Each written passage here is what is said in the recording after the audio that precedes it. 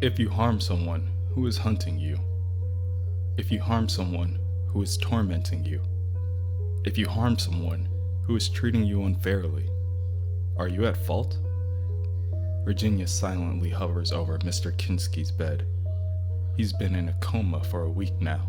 There's no telling when he will recover. She wonders to herself, why has it come to this? Why does she feel such guilt if she's doing the right thing for her family? Chris Kinski, the classmate of Viv Vision, is laying on the cool metal bed of the coroner's office, visiting a slumber that he will never return from. As the coroner sits in the dimly lit office, he continues to fill out the certificate of death. With the gunshot wounds to Chris's head and chest, it's obvious that this case should be ruled as a homicide. Vision has saved the fate of the world 37 times, and today is a day where he is hard at work. Today, him and Jane Foster Thor are subduing a group of costumed criminals. Though this encounter may not be world-threatening, it is important that he make his home a safer space so that his family may lead normal lives.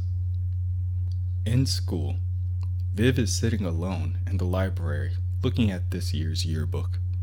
She looks down at the small portrait of Chris smirking back at her, and she rereads his quote once again. It's all about the love. Vivian looks to her left and to her right to make sure that she is safe from wandering eyes before she rips out the full page of the yearbook and holds it close to her chest before leaving the building altogether.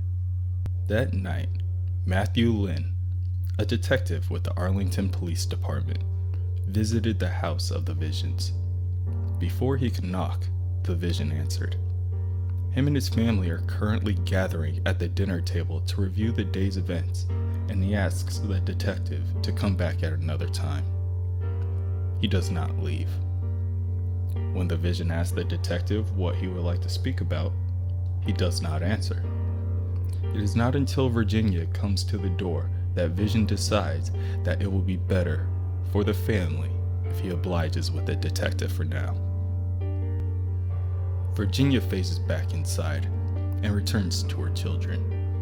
As the children sit across from each other with solemn faces, they do not raise their heads until they hear their mother repeat the same words over and over. She resembles a buffering video or a computer that cannot process the information and in return begins to shut down. With a blank face, she falls deathly silent before telling the children that everything will be okay, and she smashes the kitchen table with a single slam of her fist. As the table crumbles to the floor, Vivian cannot contain herself. She shouts out at her mother. She wants to know what's wrong with them. She wants to know why she doesn't feel real, why she doesn't feel like a person. Vin, too, has his own internal struggles. As his mother and him stand alone in the room, he asks her the same. Are they really the same as the others? Vision has saved the world 37 times over, but he was also responsible for the establishment of the West Coast Avengers. Is he too to be thanked when they saved the world as well? With the ambiguity, there's also something concrete. In no particular order, there was the Sentinel Strike, the Proctor War, Ultron, Immortus, Thanos and his hordes, Atlantis attacks, Loki, Emperor Doom, Mephisto, the Space Phantom, the Witch of Wundagore Mountain, and the Serpent's Crown. This is why the Vision is confused when Matthew Lynn, the detective, questions him on his son's altercation with Chris Kinski. Perhaps this event stirred up an ire within Vision. He is an Avenger, after all. Matthew moves forward to ask Vision of his recorded evidence from the previous Tuesday when Chris was shot, and Vision refuses to hand it over. Vision believes that his word should be sufficient enough for this matter. His son was at home. with him.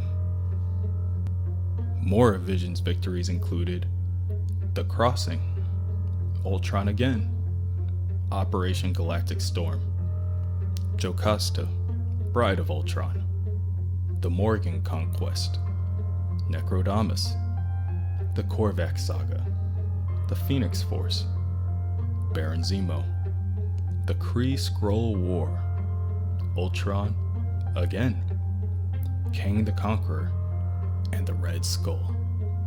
Detective Lynn smirks as Vision stands up to leave. Vision stated that his son was there with him, not with them. The Vision follows that statement by asking Vision if his wife was also with the family that evening. Before Vision answers, he thinks back to the rest of his adventures. Ultron, again. Claw, Onslaught, Magneto, the Kang Dynasty, Demetrios, Ultron again, the Black Talon, Galactus, Ultron again, and the Master Pandemonium. 37 times. But it isn't enough, is it? In the end, those 37 occasions when he was all that stood between life and death, between everything and nothing, when he had been beaten, torn, and tortured, and besides simply slipping into the ground as we would have, he raised his head one more time, stared one more time into the screaming face of evil, and said, "One more time," in his simple voice, with no emotion, no care. "I am the Vision of the Avengers, and I will not fall." 37 times. And all of it cannot redeem him from this small moment when he crossed over to the other side, when he entered into the madness that was soon to come. A small moment, and an even smaller lie. Later that night, Vision returned home to his family. Virginia is the only one awake, and she is still sitting in front of the broken kitchen table. She tells Vision that she does not know how to fix it.